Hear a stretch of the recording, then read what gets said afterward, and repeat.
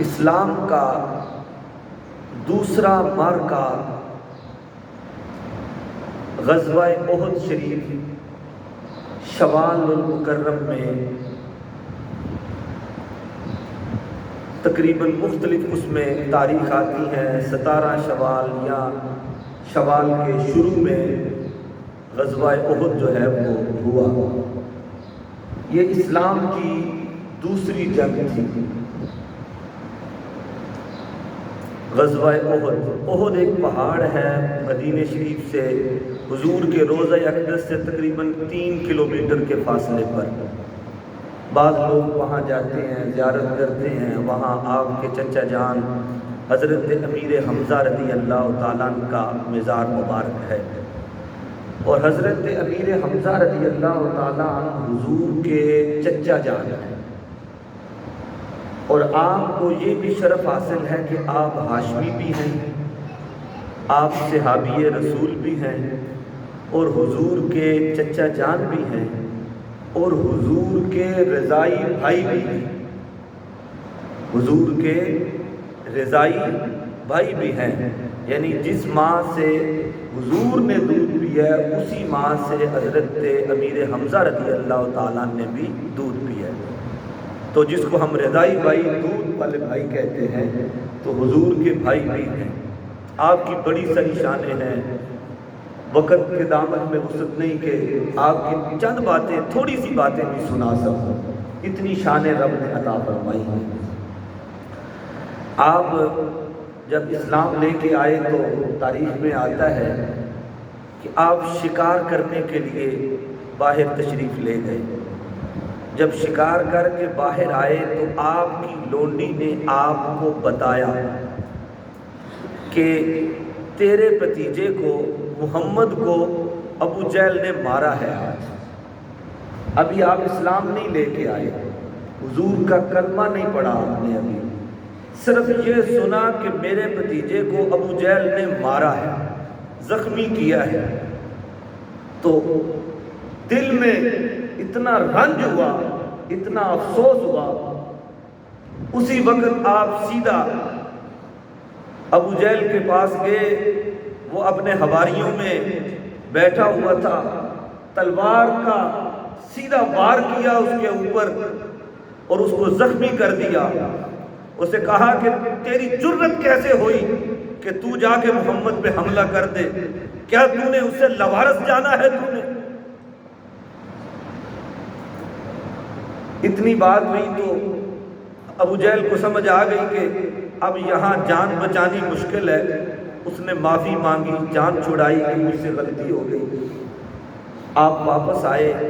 اب یہ واقعہ بہت خوبصورت ہے، میں جلدی سے آپ کو سنا رہا ہوں کہ آپ جب واپس آئے حضور کی بارگاہ میں، عرض کی میں آپ کا بدلہ لے آیا ہوں، میں آپ کا بدلہ لے آیا ہوں۔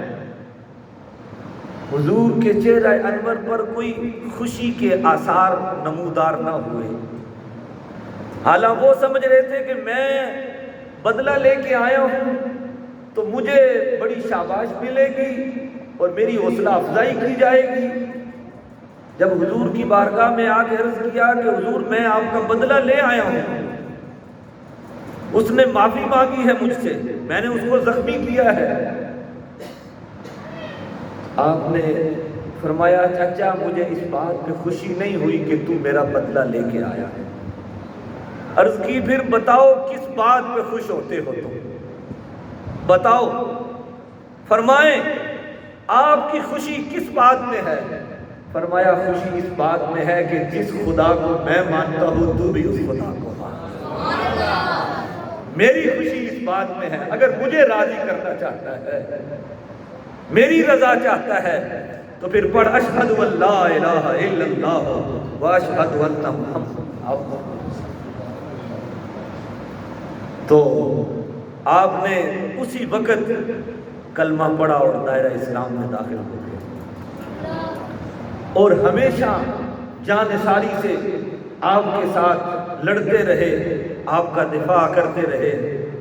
اور نبی پاک صلی اللہ علیہ وسلم فرماتے ہیں کہ مجھے سارے چاچوں میں سے جو سب سے پیارا ہے وہ امیر حمزہ ہے، اور آپ کی شان براء البراء ہے۔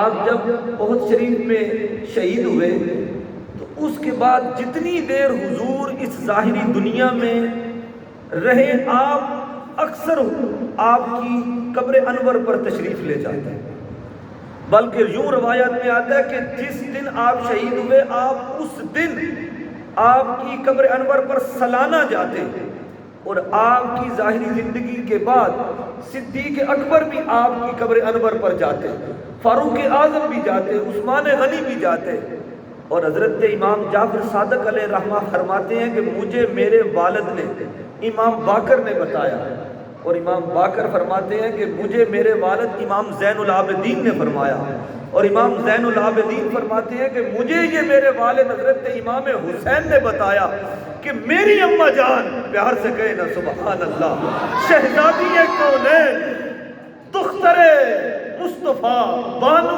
مرتضیٰ، ام الحسنین، سیدہ کائنات سلام اللہ علیہا، وہ فرماتے ہیں کہ میری اماں جان اکثر حضرت امیر حمزہ رضی اللہ تعالیٰ عنہ کی قبر انور پر تشریف لے جاتی، وہاں دعا مانگتی، وہاں روتی، ارے کائنات کی وہ کون سی قبر انور ہے جہاں شہزادی کونین چل کے جاتی ہوگی، جس کا صدقہ کائنات سارا کھاتا ہے، جس کے بچوں کا لنگر ساری کائنات میں بانٹا جاتا ہے، وہ ماں جب حضرت امیر حمزہ کی قبر پر تشریف لے جاتی ہوں گی تو اس واقعے کو ذرا تصور میں لاؤ کہ رب کی ساری رحمتیں سمٹ کے آ جاتی ہوں گی جب سیدہ کے ہاتھ اٹھتے ہوں گے۔ بلکہ حضرت مولا کائنات، شہنشاہ بیلان، تاجدار حل عطا، مولا مشکل کشا، شیر خدا حضرت علی رضی اللہ تعالیٰ آپ فرماتے ہیں کہ سیدہ پاک ہر جمعے کو آپ کی قبر انور پر تشریف لے جاتے ہیں، اور نبی پاک صاحب الاولاد صلی اللہ علیہ وسلم کے پاس ایک بندہ آیا، عرض کی حضور میرے ہاں بیٹا پیدا ہوا ہے، فرمائیں اس کا نام کیا رکھوں؟ آپ کے ہاں بیٹا پیدا ہو تو پوچھتے ہو نا استاد سے، پیر صاحب سے، مولوی صاحب سے کہ اس کا نام کیا رکھیں؟ تو صحابہ بھی حضور کے پاس آئے، عرض کی یا رسول اللہ، یا حبیب اللہ، رب نے بیٹا عطا فرمایا ہے، نام کیا رکھے؟ فرمایا مجھے سب سے پیارا نام حمزہ لگتا ہے، اس کا نام حمزہ رکھ دو۔ کتنا پیار ہے۔ اور ابھی میں نے آپ کو عرض کیا کہ حضور چل کے آپ کی قبر انور پر تشریف لے جاتے، صحابہ لے جاتے، سیدہ پاک وہاں حاضر ہوتی۔ اب ایک بات سمجھنے والی ہے، جو یہ بندے کہتے ہیں کہ قبروں پہ نہیں جانا چاہیے، قبرستان نہیں جانا چاہیے، وہاں فاتحہ نہیں کہنا چاہیے، وہاں دعا نہیں مانگنی چاہیے، وہ ٹھیک ہے یا صحابہ ٹھیک ہے؟ یار تسی اہم جی چوک کو پتہ نہیں میں کیڑی زبان وچ گل کر رہے ہیں، پیار سے کہیں نا سبحان اللہ۔ اور اس سے پتہ چلا اگر حضور بھی جائیں، صدیق اکبر بھی جائیں، عثمان غنی بھی جائیں، مولا علی بھی جائیں، حسنین کریمین بھی جائیں، سیدہ فاطمہ رضی اللہ تعالی عنہا بھی جائیں، تو اس سے بڑا مقبول عمل کون سا ہونا چاہیے؟ اسی لیے میں کہتا ہوں کہ خدا کی قسم اٹھا کے کہتا ہوں، جتنا سچا عقیدہ خدا نے تجھے عطا فرمایا ہے کائنات میں کسی کے پاس نہیں ہے۔ ہم ایسے نہیں جاتے فیض عالم کے دربار پہ، ہم ایسے نہیں جاتے خواجہ صاحب کے دربار پہ، مہر علی کے پاس ہم ایسے نہیں جاتے، پیر کیلانی کے پاس ایسے نہیں جاتے، یہ رب کے پیاروں کی سنت ہے جانا وہاں پہ۔ بلکہ حضرت امام حسین رضی اللہ تعالیٰ عنہ فرماتے ہیں کہ میری اماں جان ہر دوسرے تیسرے دن شہدائے احد کی قبروں پہ تشریف لے جاتی تھی۔ غزوہ احد کے بہت سارے واقعات ہیں، ایک پیارا سا واقعہ آپ کو بس آخری 2 دن میں سناتا ہوں۔ بس جب حضور نے اعلان فرمایا کہ جنگ کے لیے جانا ہے تو سارے جلدی سے حاضر ہو جائیں. حضرت حنظلہ رضی اللہ تعالیٰ عنہ بالکل نوجوان صحابی رسول ہے. آپ کی پہلی رات، ابھی شادی کی پہلی رات ہے، تو کان میں آواز آئی جنگ پہ جانا ہے، حضور بلا رہے ہیں. آپ بتائیں شادی کی پہلی رات ہو تو بندہ چھوڑ کے آ جائے. بیوی نے کہا کہ جنگ پہ صبح جانا ہے نا، ابھی رات کو تھوڑی جانا ہے، ابھی تو اعلان ہوا ہے، تو آپ رک جائیے، رات ٹھہر جائیے، صبح جب سارے حضور کی بارگاہ میں جائیں گے جنگ میں، جب قافلہ جانے لگے گا آپ بھی شامل ہو جائیے، اب رات کو تھوڑا جانا ہے.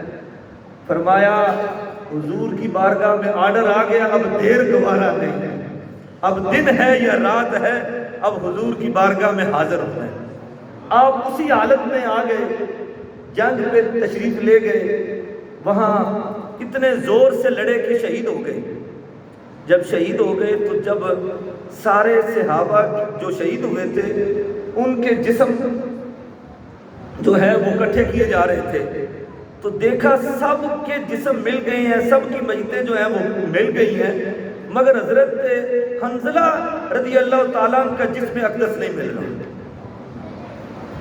عرض کی کہ یا رسول اللہ، یا حبیب اللہ، سارے لئے آتے نے، حنظلہ نہیں لبتے تھے. فرمایا ان کے گھر والوں سے پوچھو کہ کیوں فرشتے لے گئے ہیں انہیں غسل کر دینے کے لیے. پیار سے کہیں نا سبحان اللہ. گھر سے معلوم کیا کہ وہ جب آپ کا حکم آیا تھا انہوں نے ابھی غسل نہیں فرمایا تھا، تو صرف آواز سنی تو آپ کی بارگاہ میں حاضر ہو گئے اور شہید ہو گئے. اسی لیے فرشتے لے گئے ہیں ان کے جسم نازنی کو کہ ان کو غسل دیا جائے. حضور نے فرمایا کہ حنظلہ کو آسمان کے فرشتے لے گئے ہیں، وہ غسل دے کے لے کے آئیں گے. جب تھوڑی دیر بعد وہ جسم واپس آیا تو صحابہ فرماتے کہ آپ کی زلفوں سے پانی ٹپک رہا تھا. پیار سے کہیں نا سبحان اللہ. حسن یوسف پہ کٹی مصر میں انگشت زنا، حسن یوسف پہ کٹی مصر میں انگشت زنا، سر کٹاتے ہیں تیرے نام پہ مردان عرب. فرمایا حسن یوسف سامنے ہو تو عورتیں اپنی انگلیاں کاٹ لیتی ہیں، حسن مصطفیٰ سامنے ہو تو مرد اپنی گردنیں دے دیتے ہیں.